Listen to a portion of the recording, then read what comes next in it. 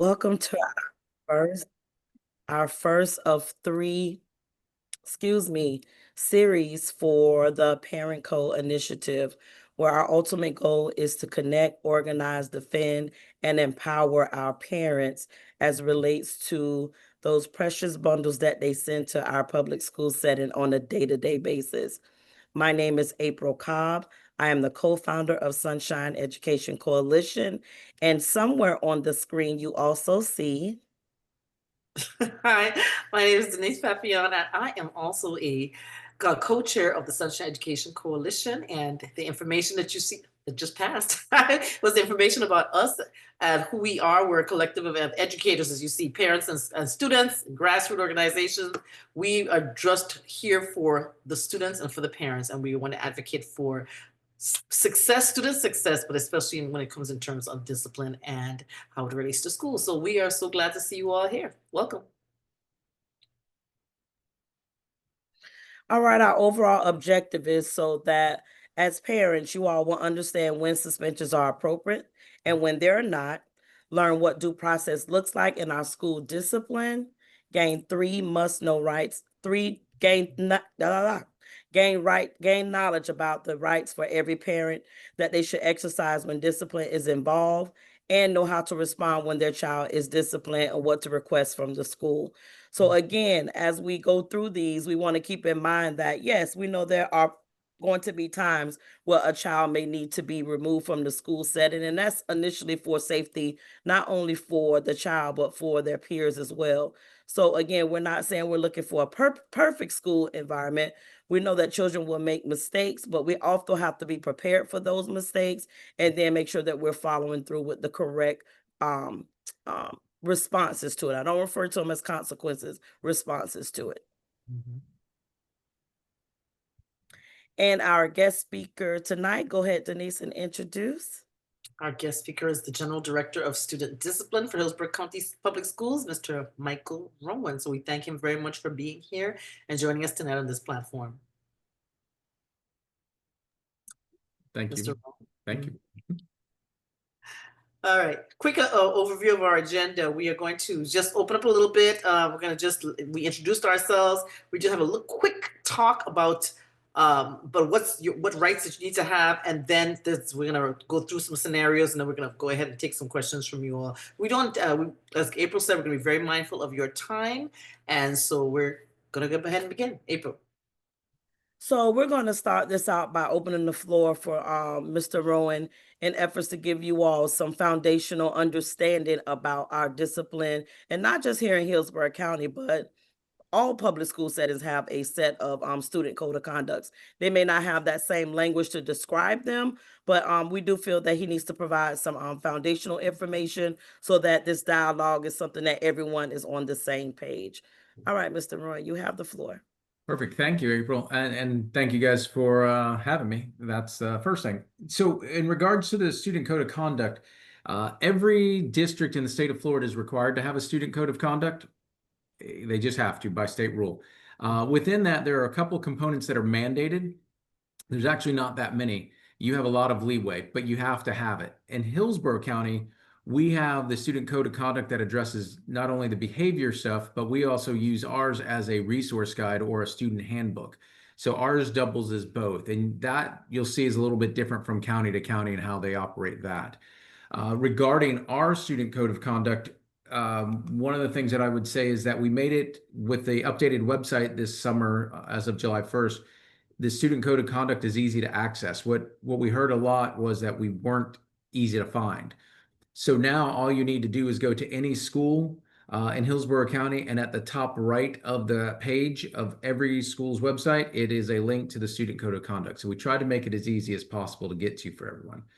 And again, and this is more about Hillsborough counties, we do include things in it that are also just information for parents, whether it's about academics, athletics, attendance policy, ESC policies, school choice, magnet, how to enroll. So we've added a whole host of things in our code of conduct / resource guide for parents to use and to see.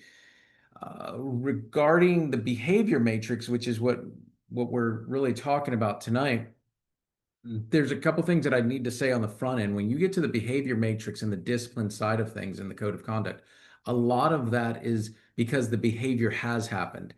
The matrix itself is not built on prevention or interventions that we do. That's something else. We're working on it. I'm new to this job 1 year now, and I can tell you it's one of the things that we're working on. There's a lot of things to get to before we're going to be good at that, but we are working towards the intervention piece. But as of today, for the most part, the behavior matrix is not there for interventions or prevention, just to be on the same page. What our behavior matrix does do, and you'll find this pretty similar, again, districts around the state and actually around the country, their behavior matrix is set up slightly different, but there are some things that are pretty common. And that is most of them show progressive discipline, meaning that if it was on the first offense, it's this level, and then on the second offense, the response is elevated, and in the third offense, it may be elevated again. I think one other scenario or one other statement that I'll make in general before we get started is in Hillsborough County, there's a range of responses, and I'm going to only really refer to those that include suspension. I'm not going to talk about detentions or anything like that.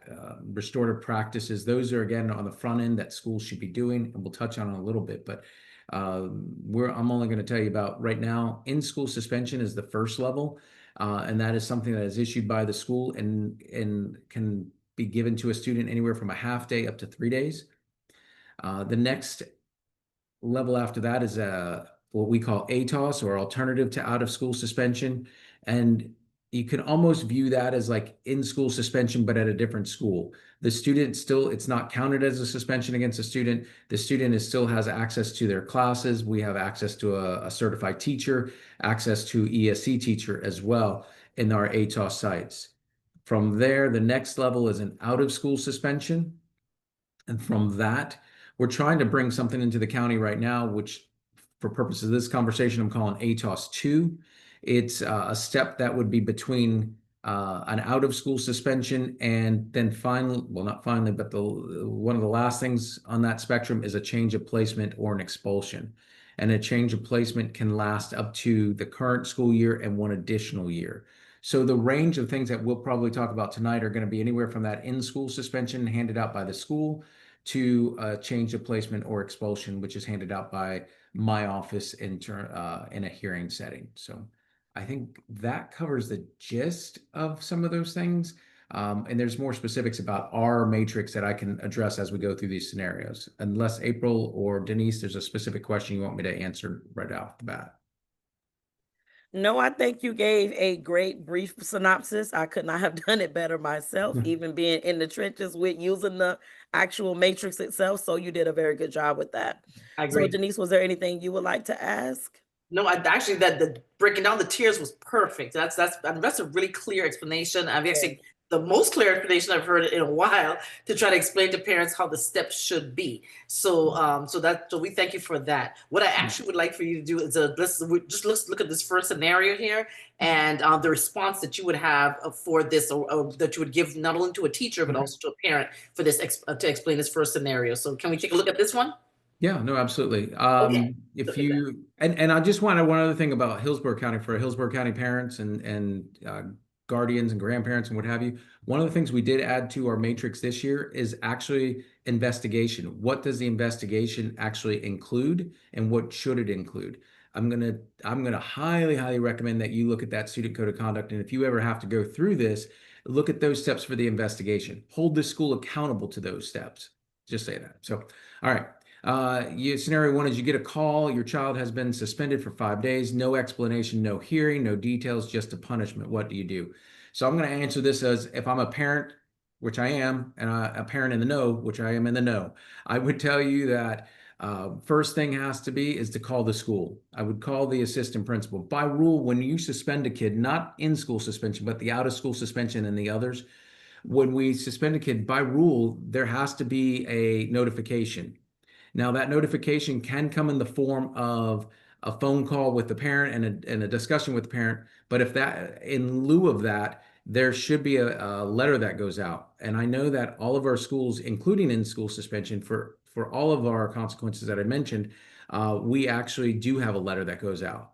So that's the first notification that should have went out. If there's no explanation, I would call the school and talk to the assistant principal first. If you're not getting anywhere, talk to the principal. And if you're not getting anywhere with that, you're going to move to the region superintendent. But there should be no school that doesn't give you an explanation as to why the student is getting suspended. In terms of no hearing, that part of it, that's a little bit more specific, meaning that when it comes to an in-school suspension or an out-of-school suspension or an ATOS assignment, there really is no hearing.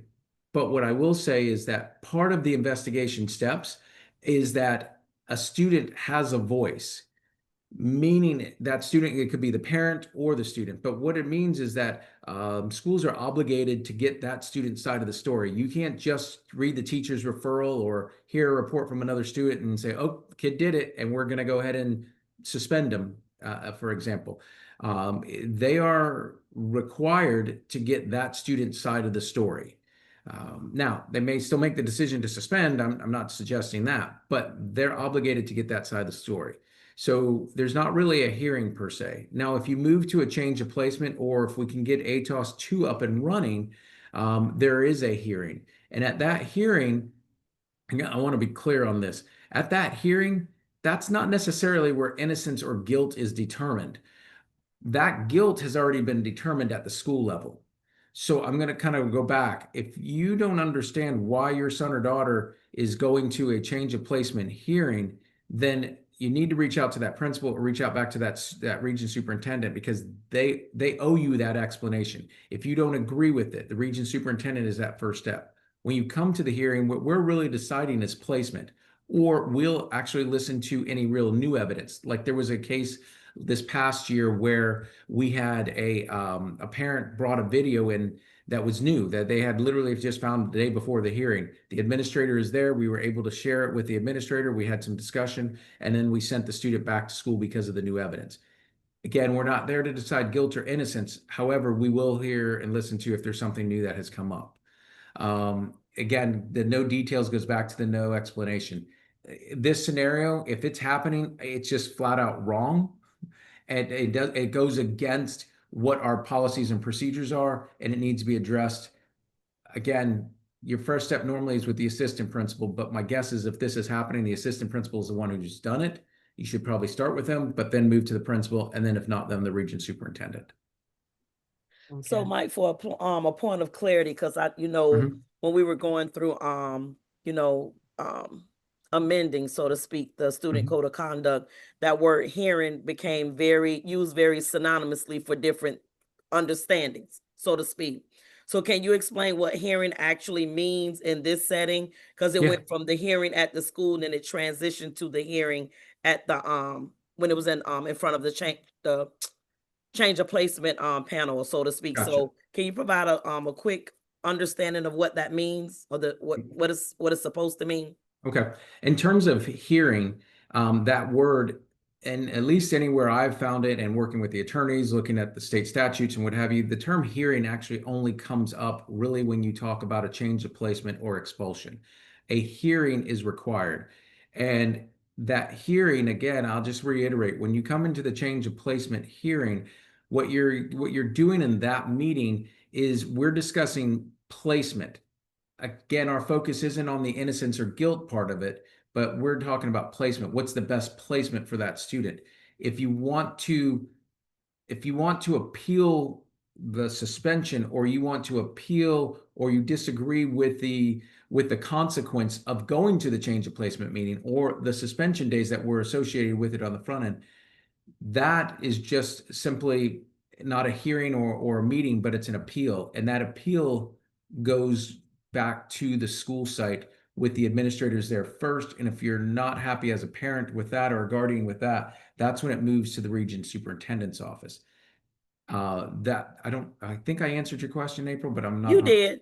It's Okay. just that, for those that hear the word hearing, sometimes it could be used in for different understandings. And I just want to make sure those that are here understood what you meant by the hearing process. Okay. Okay, thank you. I also wanted to just stress to just making sure that a lot of times when it comes to communication, just make sure for parents and guardians that have all of the information up to date and correct, because sometimes you come across a scenario like that that said nobody called me, but we need to have accurate and up to date information. Just want to throw that in as an aside. Yeah, I I totally agree. agree with that because even entering into this new school year, it has been where parents have come in to say, well, nobody told me that. Nobody let me know anything. Well, ma'am and sirs, your number changed 4 times over the summer. It is your responsibility to provide updated contact information and efforts to make sure that you are, properly informed about things that's going on in the district. Yes, we all have a lot going on, but we cannot expect listen, if we don't have the information, we can't do anything about that. You got to Correct. provide updated information.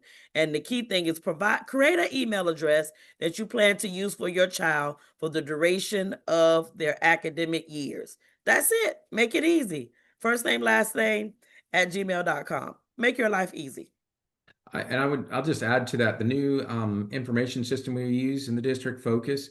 When we send letter, one of the things we're recommending to administrators and constantly pushing with the administrators, there's an option there. So when they print out a suspension letter, an in-school suspension letter, any of those types of letters, there's an option there, right, to hit email. So I'm getting them in the habit right now when I work with them is you email the parent right off the bat, as well as hand the paperwork. So we're trying to get it to them in multiple ways. And I think the one of the hard things for me when we do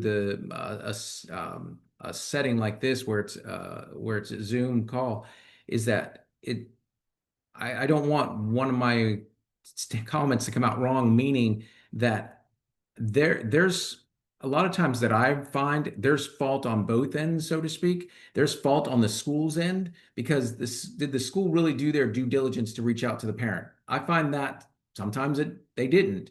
And then on the flip is what like April just described is that in fact today I was on the phone. We were trying to get a hold of a parent that we've been trying to get a hold of for months. The parent changed their phone number and we can't get a hold of the parent at all.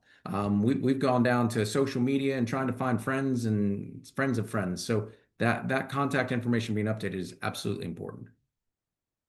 Thank you for expressing that because we are often misquoted, misunderstood as Denise and I host a show once a month, and sometimes you can be misunderstood, so thank you for providing that clarity. Yes, we clearly know that there are two sides to all of this, and equally we just want to make sure that we're doing what's the best interest for the child. That's our only focus here. Mhm. Correct. So scenario two, your child is constantly reprimanded by one teacher. No other adult has issues with this child. Due to the numerous referrals, your child is being suspended. What do you do? So on a couple fronts here, I will tell you that schools, let me start off with this one. Schools administrators see this a lot. Well, not a lot. I should take that back. I don't want by a lot, but they see it and they see it. It's not something that's uncommon where you find that referrals on a particular kid constantly are coming from one teacher. I will tell you that in my experiences with schools all across the district, all levels, those administrators are dealing with those teachers. They're addressing those teachers, asking questions, why, what's going on. So I don't want you guys to think if you're the parent in this situation that, again, most of our administrators are, good people that see the same thing you do. So when those referrals start to come in, a lot of times they are addressing them. But as the way we're set up is that we can never tell you, oh yes, I saw Mrs. Smith wrote, 10,000 referrals on your son, and we're dealing with Mrs. Smith like this. We can't tell you that. We're just not allowed to, and we will never tell you that. But I can promise you that we do see those things.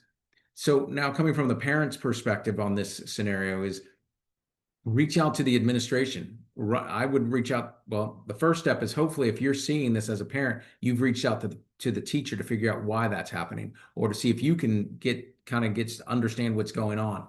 And if it's not resolved with you talking to the teacher, let the administrator know. I'll say this. If this is truly happening and a teacher has kind of picked on one student and constantly is picking on that student, the administration needs to know and they need to build their case to help support that teacher either support them to get better or support them to get out, one of the two. But you can't just not talk to the administration about that because they won't be able to deal with it if they don't know about it.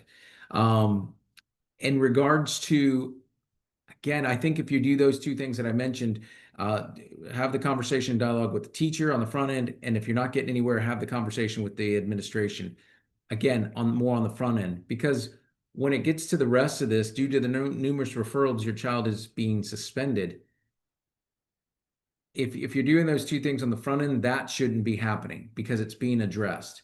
But if it does happen, again, I think the simplest way, and I know this might be repetitive, but reach out to the principal is the first step. Because at all of our schools, though you may experience a principal dealing with discipline, it is not the principal's first responsibility at any of our schools. It's usually the assistant principal's responsibility. At high school, it's the assistant principal of student affairs. Middle school, assistant principal of student affairs, sometimes the assistant principal for administration at middle school, the assistant principal at elementary school. They're the first line for when it comes to disciplining. With that said, so if you're not happy and you're not getting anywhere with the AP or the administrator, and you're not getting anywhere with the teacher, it goes to the principal. And if you're not getting any satisfaction of the conversation with the principal, it goes to the region superintendent. Again, I can almost assure you, once it leaves the building and it gets to the region superintendents, particularly when it comes to discipline, they usually will involve me. And I can tell you, we've addressed teachers, we've addressed the student, we've done both, because it really depends, and every scenario is a little different. But go to the teacher first. Don't let it get to the referral piece, but go to the teacher first, go to the administration. And if it does get to the suspension, go directly to the principal. And I just want to add on to that from a teacher lens and a community advocate lens. Families, make sure that when you are going to the teacher, that you go at a time where you're not as possibly angry and you're not able to think rationally and you're not able to communicate effectively without using words that are harmful. Because all that does is create more of a division from you and the teacher and possibly the school, and then that also shows the child that you all are not capable of collaborating in efforts to meet the child's overall successes at the school. So just something to pin there so that we're all, making sure again the focus is about the well-being of the child. And I'll just want to add too, because one of the things that I was going to mention a little bit later on, but this is probably a good spot to mention it, is we talk about parent involvement or parent advocacy. One of the things that I wanted to remind this group of, and I wanted to say is, remember, we're dealing with kids. And then we also have to remember we're dealing with adults who deal with kids all day. And the big comment there is be patient and be respectful, because you're going to get a lot further with the adults in the building if you're patient and you're respectful. I think it's kind of what the point also April was just making. Mhm. So Yes, just I just want to chime in as well. Yes, I absolutely agree with that sentiment. And just to keep in mind, because I think a lot of times we as parents will remove ourselves and only focus on the one child. But sometimes some teachers have as many as 140 students on a roster, and so you're dealing with all these personalities throughout the day. And then so when you're focusing on one child, they're forgetting that there's a plethora of other kids that teacher has to deal with. So just keep that in mind. It's not just one child all day. Okay. and I would just add to that, being just my background is I was a teacher for a lot of years. I was an administrator for probably about 7 years, and then I became a principal for about 15 years. So I've seen all of this, and I would just say to you, a lot of times as parents and guardians, we go in and we're dealing with our one baby and our one kid, and they're going, how could the teacher do this? All they did was that. But you have to be objective a little bit, and you have to understand the scenario, because as Denise just pointed out, that teacher is dealing with, in that particular classroom, anywhere between 22 and 32 kids sitting in a classroom. So one of the behavior that sitting at home in front of the TV isn't really going to raise attention, but that same behavior in a classroom of 32 is really going to raise that attention. So you just understand, be objective, and understand that everybody has a bias, everybody has a perspective, and it's situational. A lot of our discipline we deal with is situational. So I totally agree, because the responsibilities like Denise pointed out, of the number of students that's on a roster, even on the elementary level, they're not the small numbers that they used to be. As back in the days, on average, you probably had like about 15 to 20 in the elementary setting per class. And even in middle school, that led to like about that 15 to 25. But now, you're knocking on that 25 to 30 and sometimes 35. So again, just remember our responsibility level for the youth even can vary from class to class, depending upon the high needs that certain groups of students may need. And that's an entirely different conversation, but we'll move forward. So in the third and final scenario, your child has been suspended. You did not receive any communication from the school detailing the incident or an explanation of the consequences. Again, I'll just kind of mention something I said before. If it's our district, if it's ISS or higher, if you will, there is a letter and you should get that letter, and it should explain what they got the consequence for, and it should explain how long they are consequenced. With that being said, when it comes to things like the OSS or a change of placement, that communication is mandated by the state. So they have to do it. In fact, I create the letters that go out. So I know every school has access to those letters. So if you're not getting them, again, that's a call to the school first. And then if that's not satisfying, then it's called to the region superintendent. So that's, and the communication piece is easy because the school has to do it. There's no like, what happens if the principal doesn't do it? If the principal doesn't do it, they're going to be quote unquote in trouble, so to speak. They have to do it. So, and if you're not getting it, just again, reach out to the region superintendent, if not the principal. I will add that it appears that, because I'm not on the administrative side of things, it appears that focus has definitely came in and saved the day in our area of, the discipline piece of it. I know our teachers that have begun to look at the referral system, and even, the steps that's required before they can even write a referral. Like Yeah. there's a new way of work when it comes to the documentation. It's not as easy as it was on our what do you call those papers that we used to have back in the day, Denise? Or, Those referrals. yeah, the referrals, the Yeah. 3-ply, the They used to have 4-ply. 3-ply. It used to be like Yeah. yellow, a green, Yes. and a Yeah. pink one. Yeah. And you're going back to the late 90s with that. Yes. But yeah, we had forms like that, and one copy went to the child, one copy went to the AP, the teacher kept the copy, something like that. But it was, it's come a long way. So you have to use those MTSS, those tiers of intervention now. And if you actually, just as from the teacher perspective, if you really work those tiers, you really wouldn't get to that referral point if you just work it just right. So just a little bit of advice to the teacher friends out there, and also to just have that constant line of open communication with the parents, which is very important. I believe like building those relationships with parents will cut referrals down to practically nothing. And I would say, just going back to the advocacy part, there was a couple things that you said there, Denise, that really kind of reminded me of a couple things about the advocacy part. Is, again, keep in mind perspective. Our parents are coming from a standpoint that it's my kid. I have one kid, maybe two kids at the school. It's my kid. And why is that administrator not reaching out to me, or is that teacher not reaching out? We said that a teacher could have 150 kids on their caseload, but take it a step further, that administrator might have just forgot to hand them the letter. Because quite honestly, I think of Wharton, the last school I was just at. Wharton has 2,400 students with only 2 AP1s that are in charge of discipline. So that's 1,200 kids each that they're in charge of the discipline for. So it's not unheard of that they're dealing with stuff and they're at lunch duty and they're at this and they didn't give them the paperwork. So it's not unheard of. I know one of my APs would sit on lunch duty and she would make calls from the bathroom door, just because that's when she can make calls as she's monitoring kids coming in and out of the bathroom. So again, I go back to be patient, be respectful. But one of the other things is ask questions. Don't hesitate asking questions of not only your student, but also ask questions of your school, the administrators, because sometimes it's just busy and they forgot, or 10,000 things that have gone on. A lot of times they hand the kid a letter saying you're suspended. I can tell you I've witnessed this more than times than I can count, where the kid got a suspension letter, can't get a hold of mom or dad on the phone, but they still walked out with a suspension letter. But as soon as the kid walked out, threw the paper away.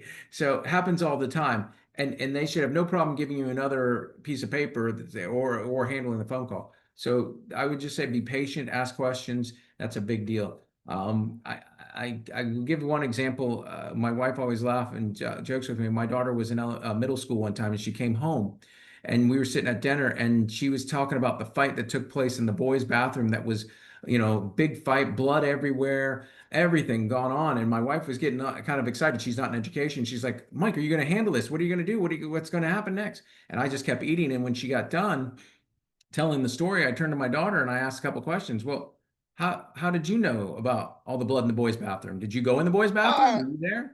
And what you find out is she heard it two or three people before. And so no, she didn't have that. So just when you ask those questions, try to remain objective and listen to what's being said, and then ask questions, because you'll find out the truth once you start asking questions. So I agree. Thank you for those responses. All right, so we have identified things that is very important for parents' rights that they need to know. Your right to written notice. Mr. Mike referred to that several times as it relate to the actual disciplinary process. Ask for written explanation of the incident and disciplinary policy cited if you want to go that additional step. And again, in the student code of conduct, that information is there. So again, it's also your responsibility, families, to do your due diligence as well. You have a right to a meeting, and you can request a meeting to discuss the punishment. You have the right to appeal for review. In many cases, you can challenge the suspension. A lot of times, like like Mike said earlier, is that yes, an investigation is supposed to occur. Yes, an adult sits before them and hear, both sides of the story. But again, there might be that missing pieces. Being that there, and let me before I even say this, being that there should be no cell phones opening out on Hillsborough County Public Schools campuses for middle school and elementary, there shouldn't be additional evidence, so to speak, for them to produce, but I digress. But y'all understand what we mean by that you have a right to appeal or review. And that's more on a level of if you just feel that it's just wasn't the suspension wasn't done rightfully so. And again, you still have a right to ask questions. So again, parents, just know your rights. agreed. Okay. So we are at the end of our first of our 3 series. We definitely want to give opportunity to ask questions. There are some individuals still on here with us. Amy Marie will allow them to unmute, or do they have to ask them in the chat? We didn't discuss that before. They can unmute if they would like. All right, if there's anyone out there that would like to ask a question or give some ahas or some some applause for what we presented here for today, all are welcome.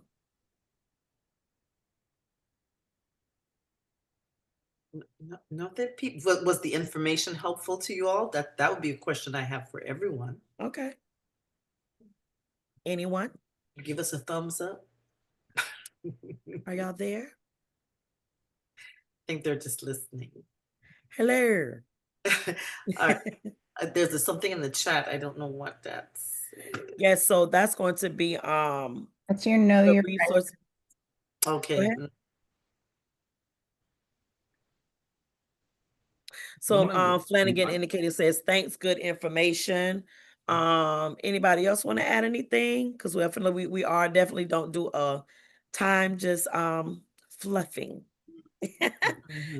Amy Renesso says, have you seen a parent testimonial in a behavior report? And I guess that information would be for you, Mr. Mike. Yes. Have I seen in a testimonial? A parent testimonial in a behavior report. I'm not sure what she's referring to, a parent testimonial, like in regards to like what the parent's view of the situation was. Is that I'm not clear on the question, so I don't want to answer it wrong. Me a little fuzzy too. I'll Amy, explain for her. Okay. Sorry.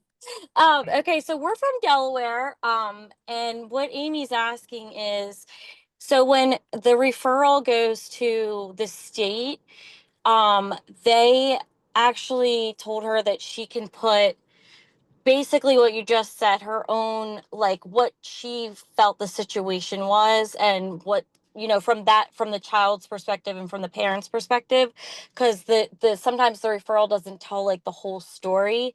And in our state, like, she was basically told like no one has ever done that. And so I guess she's asking, have you ever seen that, where like a parent doesn't necessarily agree with what went down in writing, and or it doesn't paint the whole picture? Because the reason she's asking is because these disciplinary things stay on the students' records. And when you're trying to get your kid into like a school through like just another public school through choice, they can see that. Wow. And yeah, so that's why she's wondering, like, have you ever seen a parent do that, put their own testimonial on a referral? So I'm going to ask, well, in state of Florida, what happens when we report to the state, there's actually not that I know of, I'm not aware of any dialogue. Like, we don't put dialogue in even what we send them. What we send them are, they want to know what violations took place, and they want to know what the response to those violations were. So they want to know if it's out of school suspension, in school suspension, that sort of thing is what they want to know. There's no editorial that's going up from anybody, at least in what we send to the state. So I would actually probably ask the question, I would want to know, is there a particular type of violation you're referring to? Because now what's becomes slightly different is when you are talking about like an expulsion. So when No. an expulsion happens, there's a few more steps that are added to that. And in that's where I could see that. I don't know what they're going to be sending to the state specifically on the expulsion, because we don't do that. Like, we don't send stuff to the state that way. They just want to know the basic facts. Yeah. Okay. That's actually very helpful, because I'm sure that it's possibly similar in that it's just what checkbox what the violation was, and Yeah. no actual dialogue And there at all. Okay. in Thank you. fact, we don't, just to sum that up, we don't even send the student name. Right. So we send it to the state, it's not even the student name. The only time anything really transfers with the student from school to school, from state to state, is if there's a threat assessment, but that's a whole other different reason why. It has nothing to do with discipline per se. So that would be the only time there. Regarding, I think those are the only times that I think that kind of answers your question, I think. Yes, I think so. Thank you so much. Mhm. Thank you for the question, Amy, and I think that was Jenny that came off mute and provided clarity. Thank you both. Was it Jenny? Yes. Yeah. it was Yes, Jenny. thank you. All right. We Oh. won't hold you all. We definitely would like for you all to be able, I think, no, there are resources that we provided for, again, this information ideally is for Hillsborough County. However, the information is also very useful as it relates to just parental rights, as it relates to discipline. It may not be the same information here, but it definitely aligns across the board that in any state, a parent will have rights. So just do your due diligence to go in to seek out what those rights are for your state. And we are definitely going to be sending over those resources to you all. There's also in the chat. If you click on it, you will be able to gain access to those resources tonight. So other than that, we greatly appreciate everyone for coming on and joining us tonight. Our second series is on September the Next Wednesday. next Wednesday, and the topic is Next Tuesday. next Tuesday. It switched. It did. Oh, There's a reason why. Yes, it's on Yes. Tuesday the 2nd, and the topic is ABA, SEPTA. that's our SEPTA 504 IEPs and so on and so forth. That information is tailored more around providing, information for our families that have students that are currently a part of the ESE program or students that receive 504 supports. And then also for families that have no idea what any of that means and just want to gain some knowledge about our alphabet soup. Most people that come from other states and work in Hillsborough County, they always be like, why are there so many acronyms?